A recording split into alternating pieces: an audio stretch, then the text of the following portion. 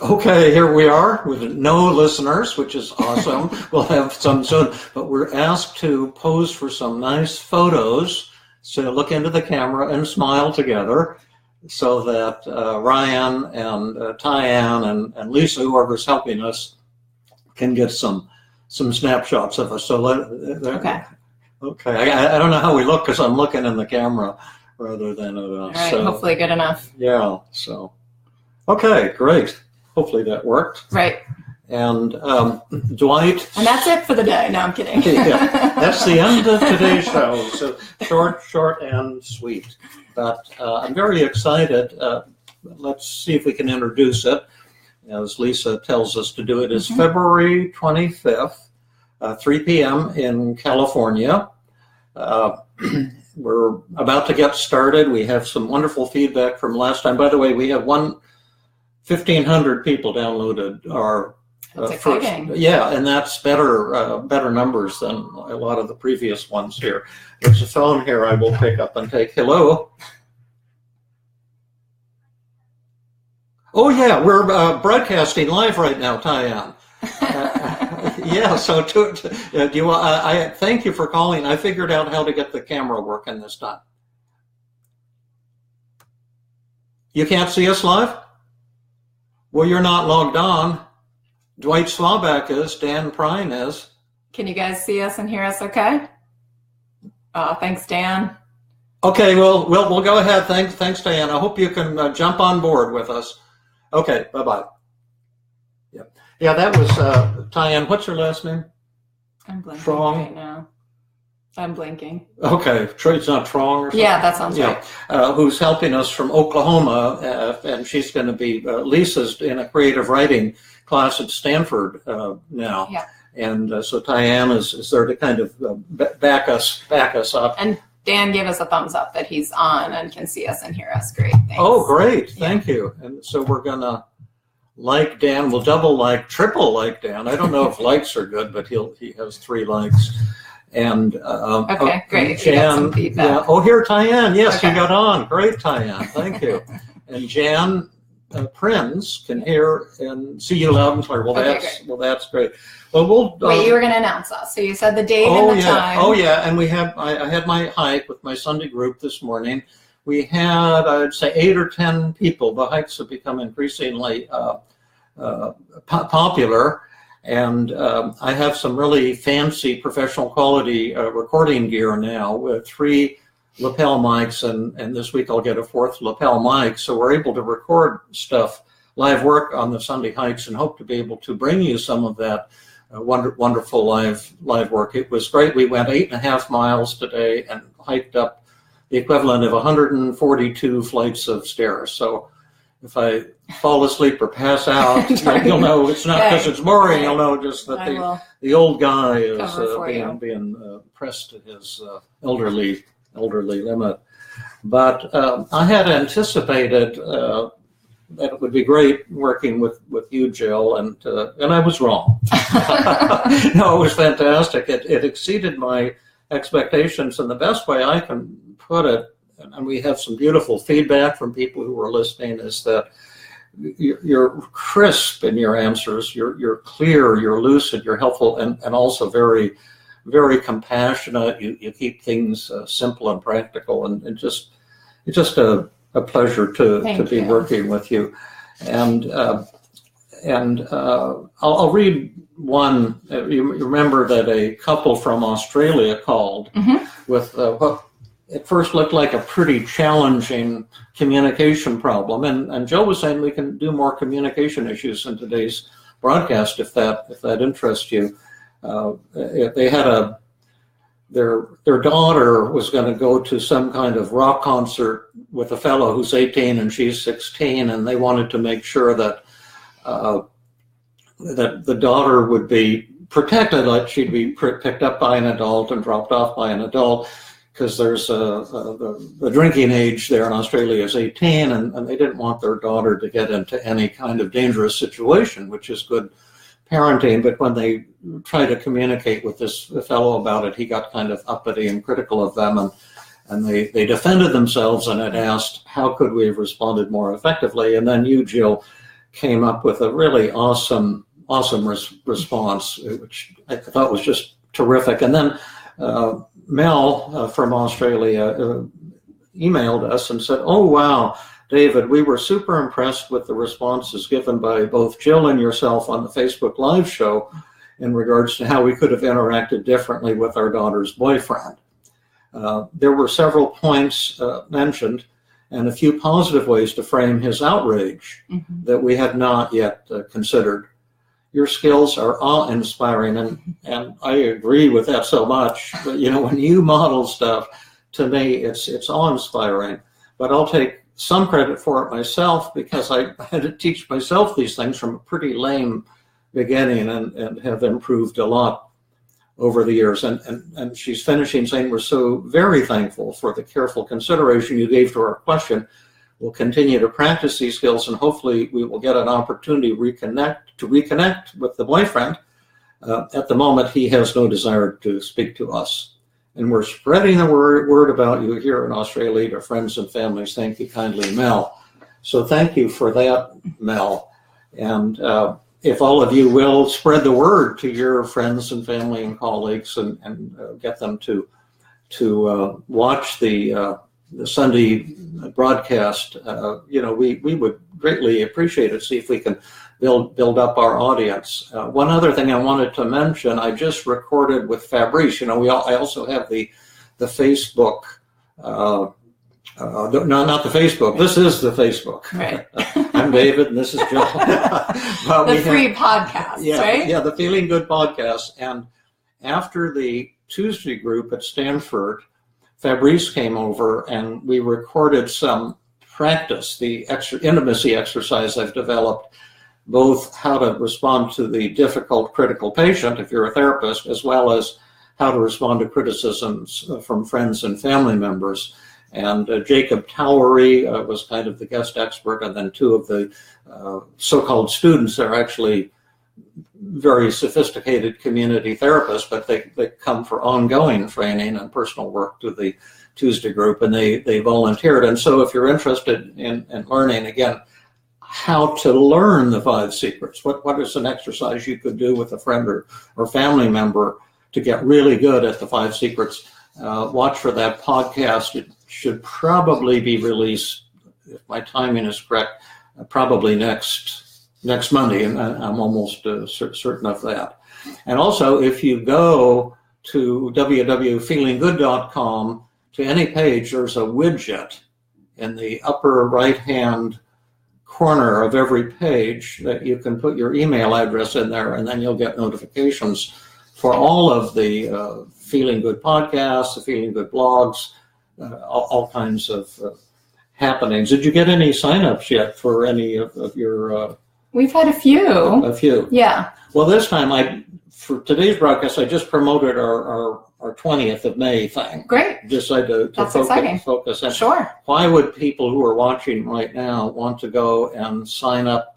And on my website, yesterday, go to the Feeling Good blog of yesterday, and there you'll see the link to this one-day workshop that Jill and David are going to give on May 20th. Why might a therapist have some interest in attending that, or a general public person if they wanted to sneak in? If a therapist would be interested, if they wanted to learn more about the kind of therapy that we do, if they wanted to improve their therapy skills in, I would say, using measurement with their patients, connecting with difficult to connect with patients, improving their empathy skills, right?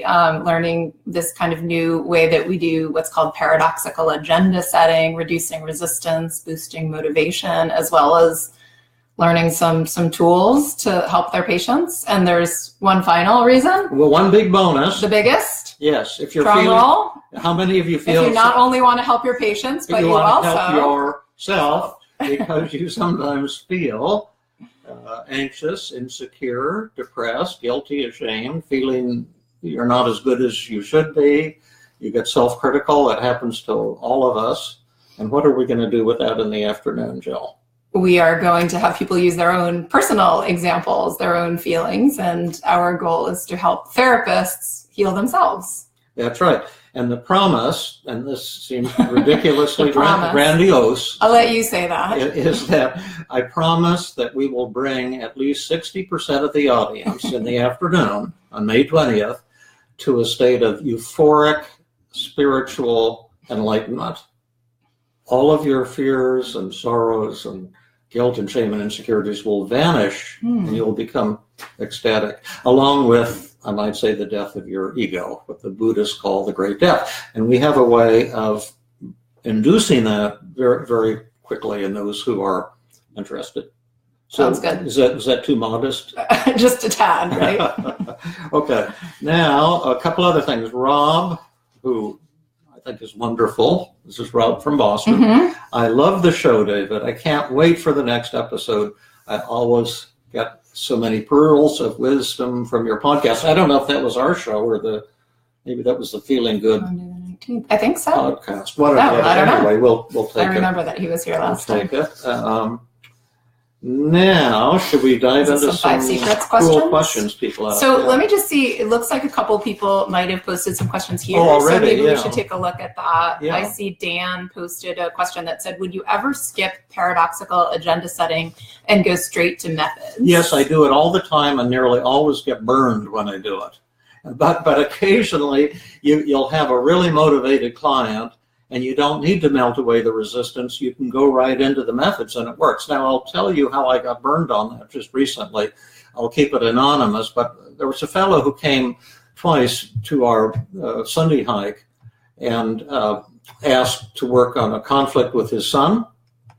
He got mad at his son about his son, he wanted his son to do more around the house was the essence of it. And then a conflict with his boss. He felt kind of put down in a public meeting with his boss. And we went right into methods and he just blew it out of the park. He saw exactly how to communicate differently with his son, went back, did it, developed a beautiful relationship with his son. It worked fantastic with his boss.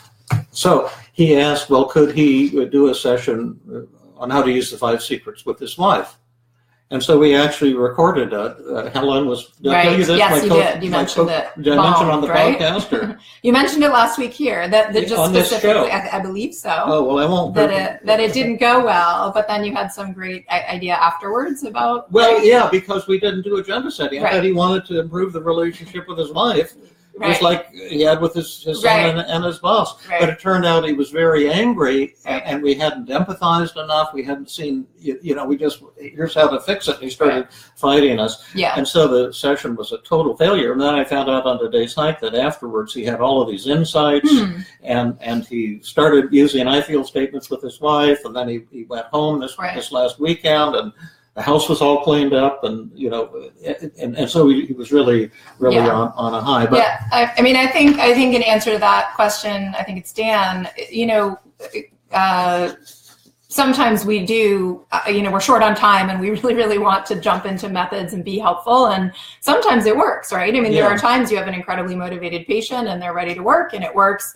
I make it a habit of not doing that simply because I'd rather just take the time and do the agenda setting and sort of know that I dotted all my I's and crossed all my T's and make the most of the methods, right? Also because in my experience, depends on the patient, but for example, with patients with depression, my experience is that paradoxical agenda setting, which means kind of siding with the voice of the patient's resistance and positively reframing the patient's symptoms, can have a mood elevating effect, right? So, absolutely. So when you're working with someone who's depressed and you actually take time to positively reframe their symptoms before reducing their symptoms, they're already kind of halfway there. So I feel like it is almost a method in and of itself. And probably shouldn't be skipped because years ago I had this young woman in my group. I think I know the story. No, you haven't told it here. And she wanted to work on a problem with her because she has these 2 young sons, and she was pretty sure one of them was on the road to becoming a psychopathic serial killer because one of the sons was really friendly and nice and the other was a little bit more aggressive. Right. And so I knew this person to be exceptionally motivated. And so she said in the Tuesday group, can I do some work tonight on my relationship with my sons. And so we did, and it was fantastic. But I skipped agenda setting because I knew how motivated she was, and it was a very successful evening. And one of the sons is now in federal prison, but that's beside the point. But at the end, she said, "My gosh, it was a great experience, but I really missed the agenda setting. I would have enjoyed that experience." I said, "You're right. We should do that with every patient at every session, because it's such a fabulous, helpful thing for people." And of course, you were that person. Right. You want to that was me. say what that was like for you, and because that caused a huge shift in team therapy. I mean, what I felt, so it was David's referring to me. It was me who thought, because my son, who was, I don't know, maybe 8 at the time, was less than empathic. I was worried he was, going to be a serial killer or something silly like that. But anyway, the session was very helpful. I remember, it was somewhat kind of 5 secrets training. It was also self-acceptance. It was also acceptance of him, et cetera, et cetera. And the methods were very useful. I remember feeling kind of a little bit less connected than I would have liked. In other words, the empathy piece was there, but you hadn't spent any time basically positively reframing my worry or my guilt or my concerns, which probably would have been this really nice reframe around, that I care about my son or that I want to have a close relationship with him. And so I just sort of felt like there was a little bit missing.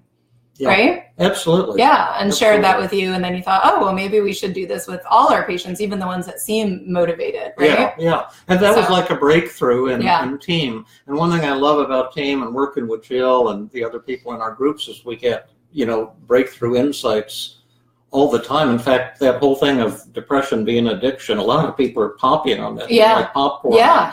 It's really, that's been opening up. And then I have another new one. Insight that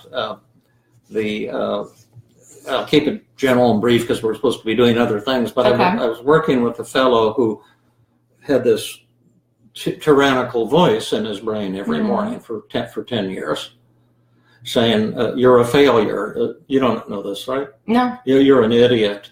And,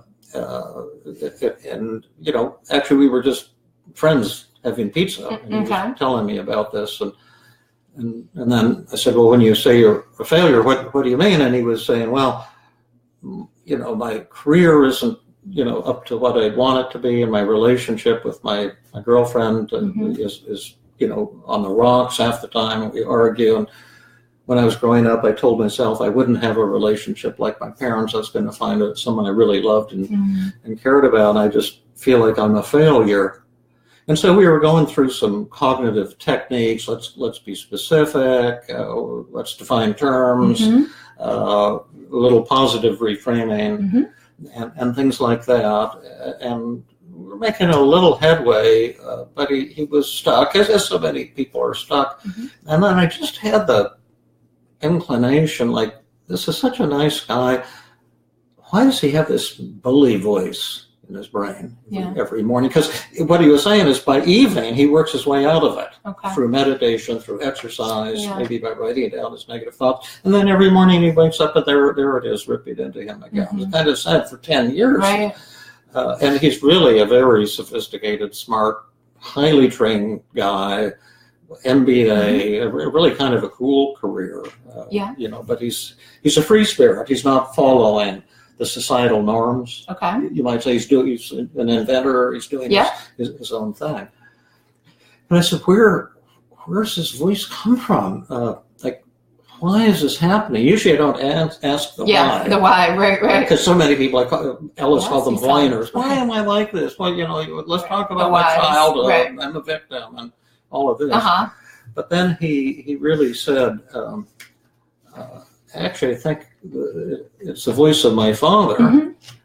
And he said, I've really been in competition with my father ever since I've been a little boy. And it's kind of like these two worldviews. Father represents the conservative worldview, and then he represents the more liberal, do your own thing.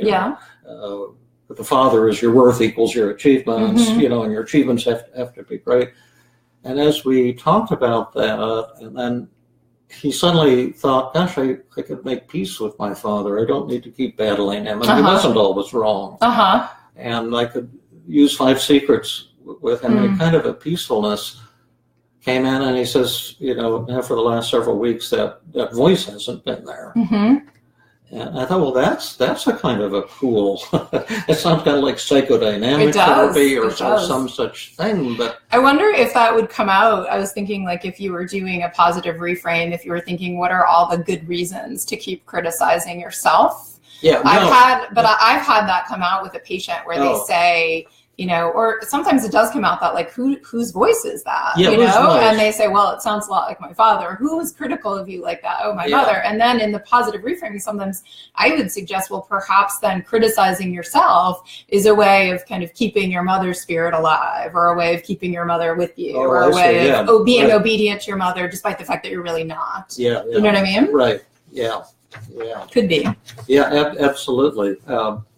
But anyway, there's another great potential energy source. Sure. There's one other question here, David. Yeah. I don't know if you want to answer up here on the screen. I'm interested in the issue of fear of rejection. Among other things. Do you want to say a little about that? I'll say a few things. You can say a few things. I have written a book about this called Intimate Connections, and it's somewhat superficial, but it has helped a lot of people. A lot of people have come up to me in workshops and say, I'm married because of your book. Thank you, David.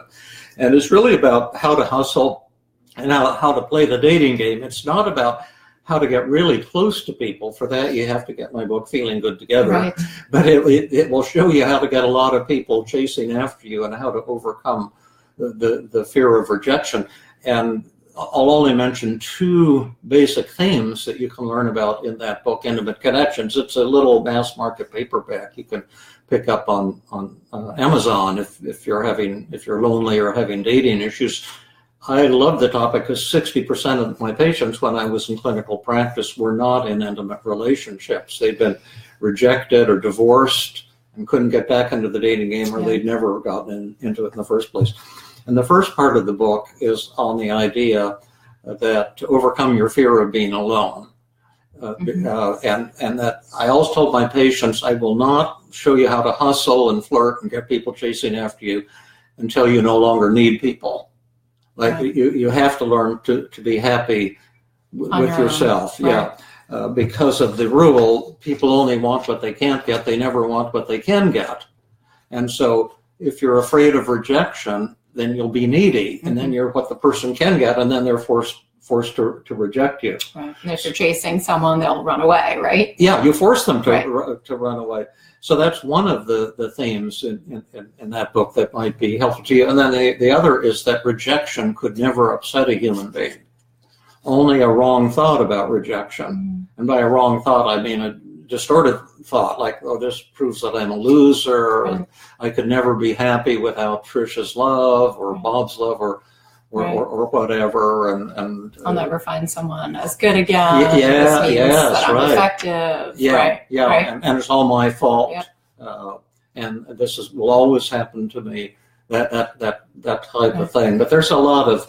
And then you also, one other thing, this seems to be one of your favorites too, though, is having people go out and do rejection practice, right? Oh, yes. Yes. And I did that when I was a medical student. And then I learned later that the great Albert Ellis in New York did the same thing. Yeah. But I used to get rejected all the time because nobody taught me the ropes when I was growing up. I was a minister's son, and my mother said that women are looking for a very nice, sincere fellow. So I was nice and sincere, and I got rejected 100% of the time, sadly. But there was this kid living in the garage behind this house that I was renting with some other people. And I think we let him rent it for free or something because he was poor. But his name was Jeff Evans, and I've been trying to find him. This was like 40 years ago. He's probably still alive here somewhere. And he called himself Spider.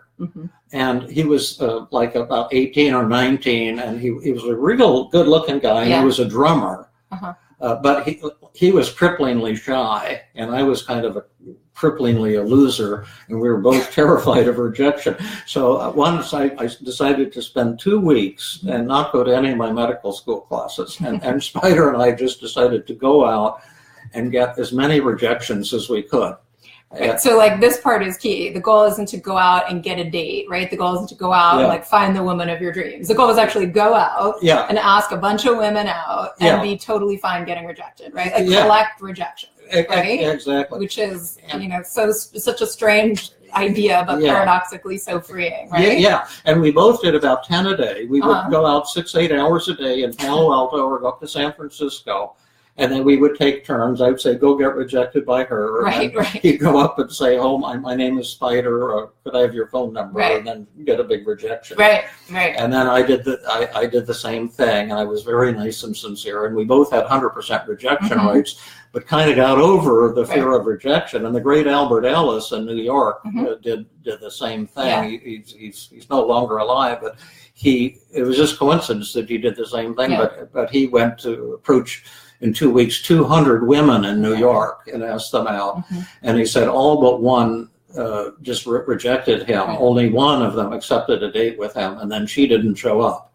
But he said he got over his fear of rejection, and then he became quite a notorious womanizer, I guess is the best way to say it. And he wrote a column for Playboy magazine or one of those on sexual issues and love life. So one thing I'll say though is, as a therapist, if the person who wrote the question, I think, is a therapist saying, how do I help my patients with this? In fact, I mean, we do, generally it's patients with social anxiety that struggle with this, but it could be anything. But I've taken my patients out of the office to kind of like a busy downtown area, and I've done other kinds of exposure with them, shame attacking exercises, even, if they're super anxious, smile and hello, asking people for directions, asking questions about menus at restaurants. And then you can also say, now I want you to start collecting rejections. So I want you to go ahead and, as you did with your friend, right? You as a therapist can take your patient out of the office and say, go ask this person out, go ask that person out. Again, with proper agenda setting, a good relationship with your patient, right? You can kind of be their wingman. Oh yeah, and then I also had flirting training. And then I met this guy named Michael. In my book, I disguised him as Bill because I couldn't look him up either and get permission. But he was Palo Alto's most notorious, should I say this, womanizer? I don't know. I'm not the police here. I don't know. Politically incorrect, but he lived with his mother. He worked part-time at Bloomingdale's in the men's department and rode around on a motor scooter. But let's just say he was a sex magnet. And women were attracted to him to a degree that is kind of really almost hard to believe. And we kind of set up this odd friendship. We were so different. And he decided to kind of show me the ropes. And he taught me, and then I spent like 2 months not going to medical school classes. but don't follow these instructions. But it was one of the most amazing experiences in my life. And he kind of showed me how it works. And that's one of the reasons, my love life went from rags to riches to a degree I didn't ever even think was possible. To be clear, like to have your back here, it's not the idea of womanizing that we're trying to teach our patients. It's the idea of not being afraid of being rejected and being willing to collect rejections, to put yourself out there, but also how to put yourself out there in an appealing way. Sure, absolutely. Will be effective. Which is again, I'm not worried about rejection kind of way. Oh yeah, he wasn't at all. He wasn't at all worried about rejection. I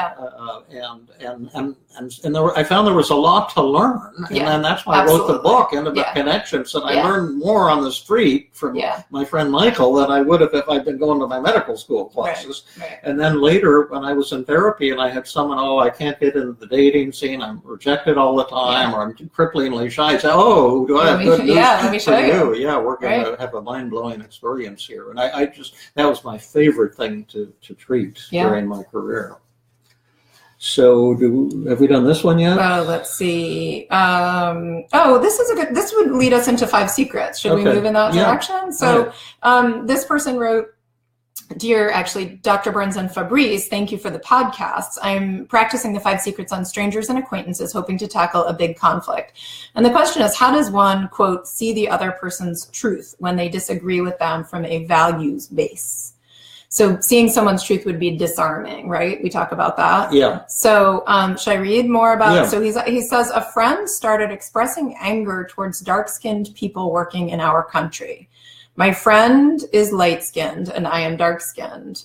The friend said, go back to where you come from, as I was not born here. And I then said, quote, I pay more taxes than you, which was hurtful to the friend because they had lost their job.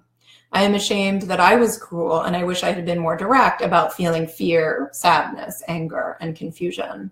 And so the question is, though, the patient obviously it's hard to see the friend's truth when the friend says, go back to where you come from, right? Yeah, so another example that we've asked on, I suppose you have someone, say a gay therapist, and the patient doesn't know that, and then makes some disparaging remark about gays. Sure, with right. some horrible, right. It could be a patient doing it, a friend doing it. I mean, it's probably different, but yeah. Jewish people, sure. Or Swedish people, something or that Irish people, or Mexican you do not immigrants. agree with from a values perspective, right? And so you're shocked and horrified by what the person is saying. And the patient, the person writing in is saying it's very hard for me then to disarm that, to see the other person's truth, right? Yeah. And he says, truths I can see. The world becomes simpler when we only mix with people who look like us. Resources should be the inheritance of those born in a country, not forcibly shared with outsiders. Fewer people in a country might mean more jobs, power, and money. So he's actually doing a good job trying to think in his mind, like, how could I disarm what the other person is saying? But I feel disgusted to think like this. Yeah. Is this the death of the ego that's the cost of communication? Or am I completely lost track in empathy? So he's asking for help with that. Yeah. And I've chosen a pseudonym. Right, because I'm shy about how open I've already been. Right, so no name here. Well, I think kudos to this person whose name we won't say. Yeah. They're calling it alter ego. Okay, we'll call them alter ego. And I think, when I first developed these techniques, or some of them I learned, when I was attending Beck's seminars, I thought about them really deeply and raised similar questions. And I think that's both a fun thing to do and part of the process of learning. You can always express respect to another person if that's what you want to do. You see, you have to make a decision before you can use the 5 secrets.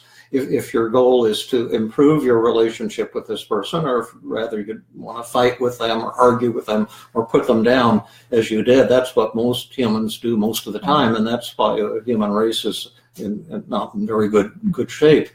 But an inspiring example of that was, I don't know if we've talked about it, this Dietrich Bonhoeffer, you know about him? He wrote some books, Letters and Papers from Prison, and Prisoner for God.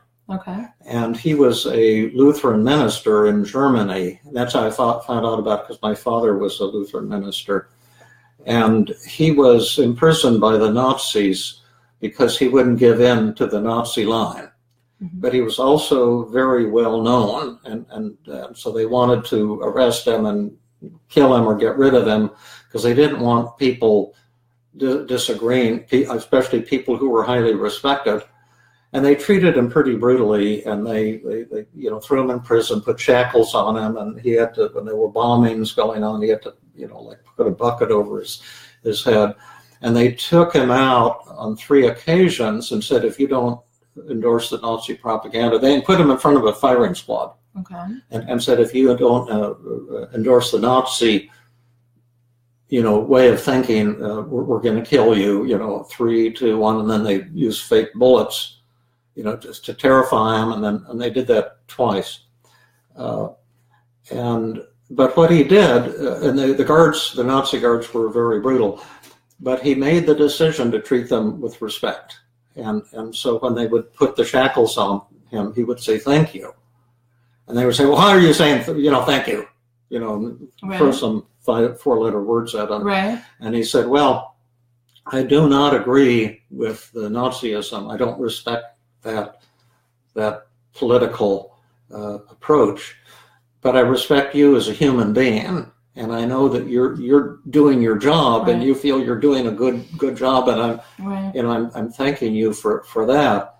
So he decided, to treat these people with respect.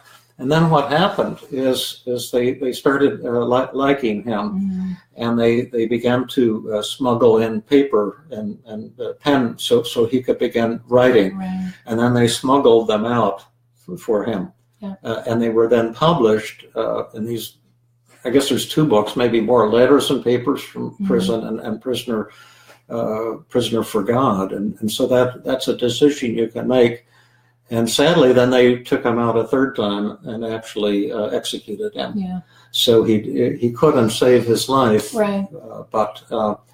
And so in this case, you know, if you have a friend there and you can say what you're saying is, it hurts me a lot and it's painful to me, particularly because I like you and respect you. And I think it sounds like the person is a friend. And, and you know, I consider you a friend.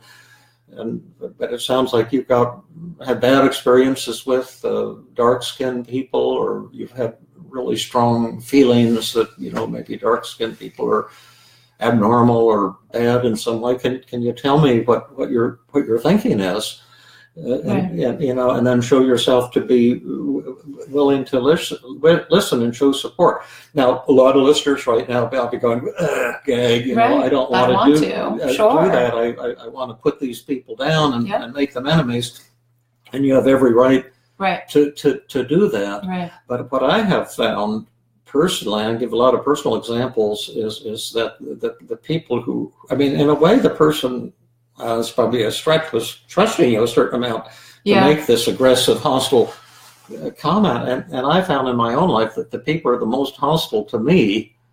And believe me, there have been a lot of them. I mean, I get them.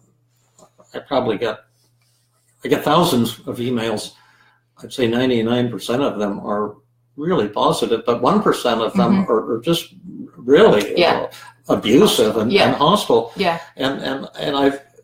Like someone was just busting me over my podcast or my blogs, this woman, and she just told me what a horrible human being I was, and I can't remember criticisms, but they were very powerful and extreme. And then I started disarming her and expressing respect and saying I do make a lot of mistakes, and I, you know, I'm learning from you and growing.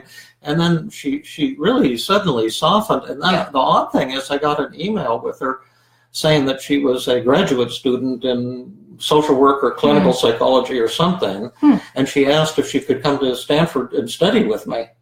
It was incredible. Turning an enemy into a friend, right? With disarming and inquiry and stroking. So I mean, again, there are a couple things you're saying, David, which is, one is for the audience to know you don't have to choose to see the truth in what someone else says, right? It's totally your choice. You can choose to argue or disagree or defriend the person, right? In this case, the person who's writing in, again, I have so much admiration and respect for actually wanting to figure out how to be close to someone who says, go back to where you've come from, right? Yeah. And to do that not from a place of weakness or groveling, but like, how do I do this in kind of a respectful way where I'm also showing myself respect? And I think his question, even more specifically, I mean, David, you're talking about, you know, showing respect and kindness and inquiry, right? Asking, you know, can you tell me more about that? He's even saying, how can I find truth in what he's saying? And so I suppose if the person says, you know, go back to where you've come from, if he's really looking to disarm that, he could certainly start with what you said, you know, gosh, I feel really hurt by that and taken aback, especially coming from someone like you who I really care about and who I consider a good friend. At the same time, you know, I guess there's some truth to what you're saying. And I'm borrowing what this person said in their email, you know, the world is simpler when we only mix with people who look like us, right? I mean, this is what he's saying he's pulled, or maybe there would be more resources for you if I were not here. I'm only trying to understand the world through your eyes as much as it actually like pains me to do so. Oh, that's great. That's fantastic. And can you tell me more so I can understand more what your perspective is? And also one other thing I would say is like, I am really surprised to hear this from you because I consider you a friend, and I'm wondering if maybe there's something that I've done or said that's really hurt you. That's good. And that you're actually attacking me with this sort of generalization about my race, when in fact maybe it'd be helpful if you just told me what it is that I've done in particular that's hurt you so badly, because this is kind of a pretty big attack. Oh, that's awesome. Right. And then to add one more thing, even now you could turn it to your advantage to go back to your friend and talk about the death of the ego. Yeah. This is your death of the ego. You say you were ashamed. Yeah. And so you could go back to your friend and say, after I talked to you, I felt so ashamed. I feel I was cruel, and I wasn't considering the fact that you had just lost your job. Right. Here I am working and acting like I'm better than you because I'm paying taxes, and you've just lost your job. That was really insensitive. Yeah, and that kind of proved to you, that dark-skinned people are kind of should go back to Africa because I was putting you down and hurting you rather than showing love and support. And could we talk about it some more? Isn't that neat? Absolutely. Right. So what's so cool about this is that even with something that many of us think is disgusting, revolting. Right? Exactly. Like racism, like if we want to be the bigger person, we can actually try to step into the shoes of the other person, imagine how they might be thinking and feeling, and do that, but still talk about our own feelings, which still makes have it so integrity. that we're not being a doormat. Yeah, exactly. Still have integrity. The decision is, and you can even say I'm feeling kind of angry, and the question is not to be angry or not, but to share your anger in a loving way or attack with your anger. And given that decision, 9 out of 10 humans will want to attack and put the other person down. Let's go back to our list here. Let's see. Okay, here somebody says, this is Ron Fox. I'm going to like you, Ron, and Milad. I don't know what liking is, but I'm supposed to click on it. So I'm going to click on these. It's the opposite of rejecting you, let's put it that way. I've read all of your books for the general public and have gotten a lot out of them. Would there be any benefit to my reading Tools, Not Schools of Therapy? That's my psychotherapy ebook, which you can get an order form on my website, feelinggood.com. Or would it likely go over my head since it was written for therapists? Do you want to try an answer to that one, Jill? Yeah, I don't know. I mean, it is written for therapists. It has lots of examples of, working with patients, right? My own feeling actually is that the book that I like the best for learning the different methods, if you're a patient, is When Panic Attacks, actually, because that's where you have laid out all the different methods. I don't know. The question is, would it be advantageous for a patient to read Tools, Not Schools? It's written at a simple level. I always write at the 5th grade level, unless I'm writing for scientific journals, and then I write at the 6th or 7th grade level. But I try to keep it simple and understandable, so you might enjoy the. It's a fun. I mean, it's great. It has tons of stories. It has David's voice throughout, so it's an enjoyable read either way, right? Yeah, and there's exercises you can do while you're reading it. And here's a question here from Avi, AVI. Your books, Feeling Good and When Panic Attacks, have been very helpful for me in solving lifelong issues. I was wondering if you ever wrote about how to deal with feelings of shame. In Feeling Good, there are chapters devoted to anger and guilt, which are very effective in tackling the cognitive side of those feelings, and I was hoping for something similar with shame. I can't thank you enough for writing these books. I really appreciate that, Avi, as well as the many kind emails so many of you write in almost pretty much on a daily basis, I would have to say. I made a video that actually Jill was in, as well as Angela Crum from the Feeling Good Institute. About 5 years ago, we did it in the living room of my house, and we had opportunity to record some actual video therapy sessions with 2 professional cameramen. It was a commercial quality video, and one of the videos is called Overcoming Toxic Shame, the story of Melanie. And it was a totally mind-bending, about a 2-hour therapy session, and walked a colleague through a phone call that she had gotten from a colleague who said, I'm calling to express condolences over the death of your mother-in-law. And then Melanie, who was the patient, the real patient, became flooded with panic and shame and depression. And in the video, she said, David, I have to confess, I'm not ashamed. I'm not upset because of the death of my mother-in-law. I had to tell her that my mother-in-law had actually not died. It's my ex-mother-in-law. And to tell you the truth, Dr. Burns, I have 2 ex-mother-in-laws because I'm in my 3rd marriage. And I am so ashamed. And so you see the session unfolding. She's ashamed because she's a therapist. She does the couples counseling in her church as volunteer work for her church. She's a highly renowned Bay Area therapist. She's the head of counseling at one of our local universities. She has her own internship program, but she's been hiding this for 10 years. She's in her 3rd happy marriage, but she's had 10 years of shame for fear someone will find out that she's had 2 failed marriages. And you see exactly how we walked her through that. It's a totally beautiful video. It's beautifully filmed because it's all this high quality cameras. It's beautifully edited, and you can watch it straight through. Mm-hmm. Or there's another version where you stop and do exercises, and I wrote a workbook that you can do the exercises in the workbook while you're watching the video. I think it's one of the most dramatic live therapy sessions ever filmed. Well, the reason I'm mentioning this is a colleague who paid for that and set it up marketed a few hundred of these videos and then kind of ran out of steam on it. So I was able to buy his remaining inventory of about 600 of them. So I'm going to see if I can set up a store on my website, mm-hmm. Feeling Good. And this will be the first product that I'll be selling. And it's great for the general public or for therapists as well. Any other comments about that thing? No, I guess, can I see that? I think it was asking what do you do to work with shame? Is that what, yeah. And There's 2 pieces. I see. So there are chapters, I was hoping for something similar with shame, right?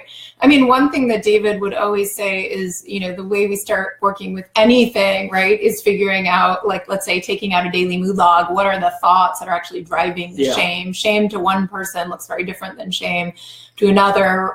What are those thoughts? And then we use a variety of cognitive strategies, many of the same ones that would work on other emotions, right, will work on shame.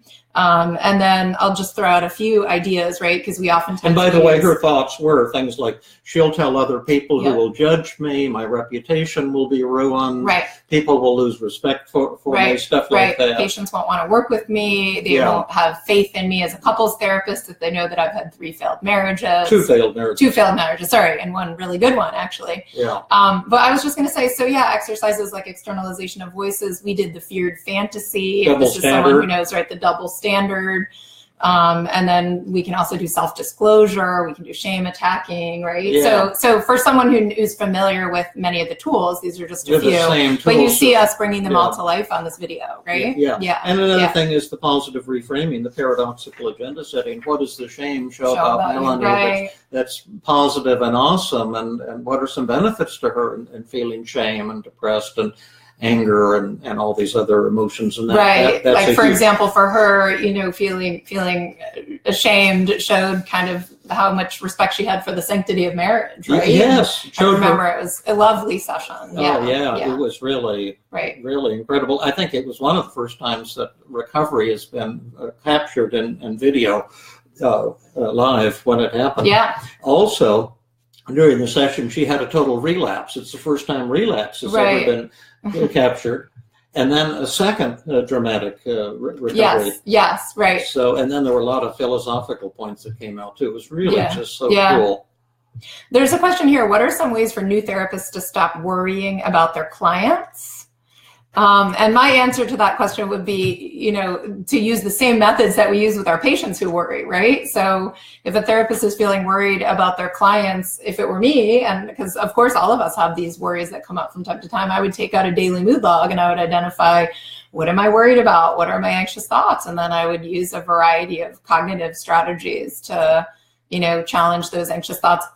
The other piece that we keep talking about, this positive reframing, is I would also accept that part of being a good therapist means worrying about my patients from time to time, right? Thinking about them, being concerned, that it shows kind of my high standards. It shows how much I care about being a good therapist. And I need to ask myself, how much would I want to dial down that worry, right? I wouldn't probably want to get rid of it altogether. Sometimes when I feel worried about a patient, it drives me to consult with David. It drives me to read a new resource, right? To try a new method, something like that.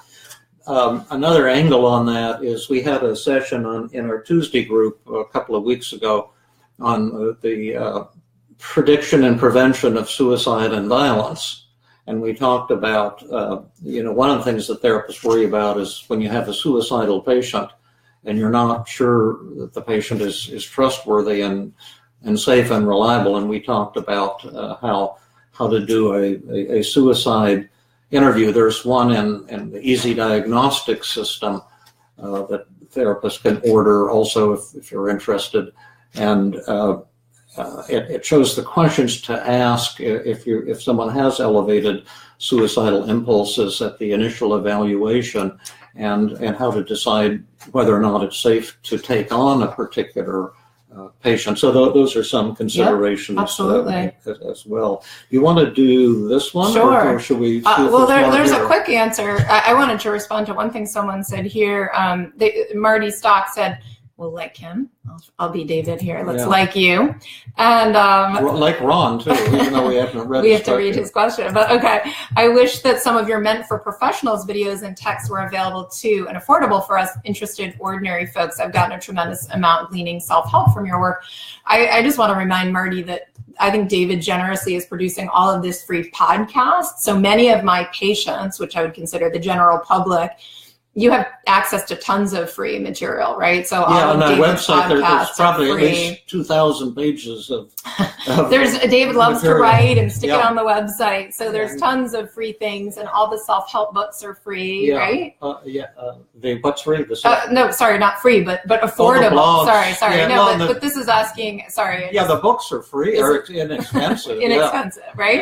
And then we've got like under $20. And then the Feeling Good podcasts are kind of like that. That's like an audio version, but better than my book, the psychotherapy ebook. And it's totally free. And we've got so far, I think we're up to like 80 podcasts so far, so we've got almost 80 hours of and I actually didn't say that to be overly promotional, but rather to respond to this question that was saying, is anything available, affordable for the ordinary folk? Most of what so I a lot of it is affordable. Most is free. And on the Melanie video, I'm trying to figure out how to price it, but I'm going to price it, very, very reasonably. And then also on our website, feelinggoodinstitute.com. If you go to For Therapists, there's a lot of trainings that we offer, and monthly we offer free webinars too. Now we have a very knowledgeable listener, Rob DiGregorio from Boston. He's usually very critical, so we have to brace ourselves for his comment. Do you want to read it? Sure. So you just said that comment to the person with a racist friend, the one that we just did some role playing with, about the decision not being whether or not to be angry, but whether or not to attack versus share your feelings, was pure gold to me. I never give myself permission to be angry. And that's so neat. And Rob always makes the wise and beautifully stated comments. I hear from you, Rob, probably roughly once a week on average. And boy, it's whenever I see an email coming from Rob, my heart jumps for joy for two reasons. First, because you really listen and pay attention and pull out the morsels that of potential value there and whatever we were talking about on the Feeling Good podcast, but also because your comments are so beautifully and clearly written. And then I also think the feedback you gave on our sessions with Melanie and the tenderness and kindness that you expressed, bringing in the spiritual aspect of what she was doing. She was the one we worked with who was just diagnosed with stage 4 lung cancer. And if any of you haven't listened to those, the podcast, The Treatment with Melanie, or with Marilyn, you definitely want to catch that. Oh, Tyann is asking, do we have the link to the Melanie video and workboook? But you don't yet, right? No, I have to. I'm kind of elderly and lame, and learning new things is I avoid it a little bit. but they have a fantastic help group on WordPress, and I have to take maybe 2 or 3 hours and ask the help people, how do I set up a store on my website? And they will show me how to do it. I'm sure it's not that hard. And then I just have to get some containers at the post office that I can put them in to ship them to people, and then I'll be able to be in business there. And I hope a lot of you do get that Melanie video, because the teaching content is fantastic, but the healing and inspirational aspect is also fantastic. And then again, to show to people who are disbelievers, it really is possible to cause someone who's been suffering and struggling for years to get a complete, more than a complete elimination of symptoms, just to go from tears, as she was at the beginning of the video, to just euphoria at the end. We're not talking about just recovery from depression or partial improvement. We're talking more about enlightenment or something even more profound than that. There's one more question here. Should we respond to it? Because up here, sorry, wait, I lost it. Rand Smith said, "Hi, Dr. Burns, Levitt, and Dr. Fabrice. Outside of Team CBT, what new research, tools, etc., are you looking to or excited for in psychotherapy?" And I can respond a little bit.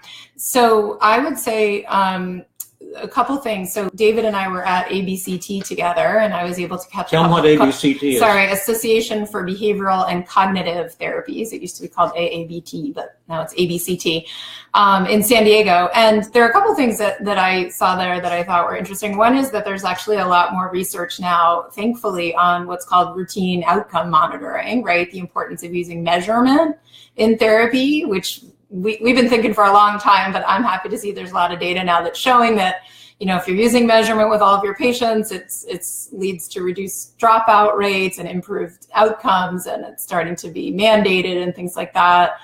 I've also seen, I think, the integrating compassion, like using compassion-based methods in therapy, which some people are starting to research, I think is really exciting. I'm trying to think if there were other things. There's a lot of process research that's going on now that I think is exciting. Actually, I'll say one more thing, and then we can move on to something else. I think David, for a very long time, has been not excited about treatment manuals, right? Because they're so kind of rigid, and they're treating the disorder rather than the individual. And although I've actually was kind of trained on treatment manuals and feel like they can be sort of useful from a methods perspective, I'm excited that the field is moving away from doing studies of manuals for disorders and more trying to do more like process research, figuring out pieces of treatments that work. Yeah, and did I told you about my comment on Stephen Hayes' stuff? No, I was about to say, I bet that's where you and Steve Hayes and Stefan Hoffman merge. So no, do you want to speak to that? Because I think it's nice for viewers to see that, no, we're not just saying you must do this, this, and this. We're interested in kind of what else is going on out there, right? Yeah, well, I was asked to comment at the Evolution of Psychotherapy Conference to be a commenter on Stephen Hayes' paper, which is based on his new book. And I had it here, but I gave it to Kyle Jones. Oh, I would like to read it. Yeah, I'll have to get it from Kyle. He's the fellow who created ACT therapy, right? But he is like a rock star. Yes. He's a showman. Yes. And he mumbles. Yes. On stage. And he has slides with about 1,000 words on every slide. So you have no idea what's on his slide. You have no idea what the guy's talking about. Right. But it's so charming. It is. It's so awesome. He is. He's awesome. And I was able to find so much in what he had to say that's so compatible with our stuff. Right. Like he says, let's do validated methods rather than validated schools of therapy. Exactly. Like, what are the methods that help people? Absolutely. And that's what we're into. Totally. Like, paradoxical agenda setting is a method with potential, tremendous, like a modular approach, right? And so we just made tremendous friendships there. That's awesome. It was just I couldn't believe it. It was so great. And he's not possessive. He's not pushing for schools of therapy. Totally. So people should teach for free. Yeah. Well, I've been doing that for a long time. Yeah. I couldn't agree more. Yeah. And it was just a lot of really neat stuff. I got something in the mail yesterday or Friday from some Stanford scientist who has some startup. He has some new device they've created that you can point it at anything and can do the infrared and get super exact measurements on heat or something like that. And I don't know, he must have thought I was in the School of Electronics. Right. He's saying, can you think of any applications for this new invention? And, but it looked like some mind-blowing new thing. And I said, well, could we use it in psychotherapy? Maybe the idea being we're very open here, right? Yeah, I said we have these dramatic changes in mood. Could we measure emotion? Showing on a person and tell. Cool. And so I haven't heard back. It just said that like an emotion thermometer. Yeah, right? Wouldn't that be cool? That would be amazing. So that would be really cool. I'm just noticing the time. Oh yeah, what is the time? It is 4:01. Oh my gosh. We had so much that we didn't get to today. I know. My goodness. Well, I think we're going to stay on time.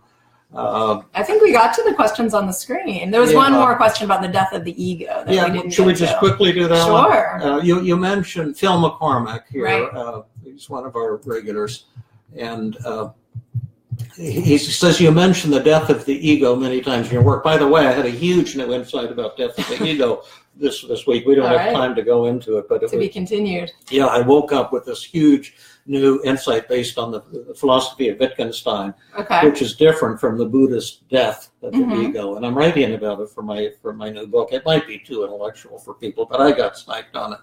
And but anyway, this person says, is it more or less a way of saying, tough shit, I totally accept myself? Yeah, and that's not really what acceptance is. But to make a long story short, everything we teach has a healthy side and an unhealthy side. You can use these concepts to heal or to hurt.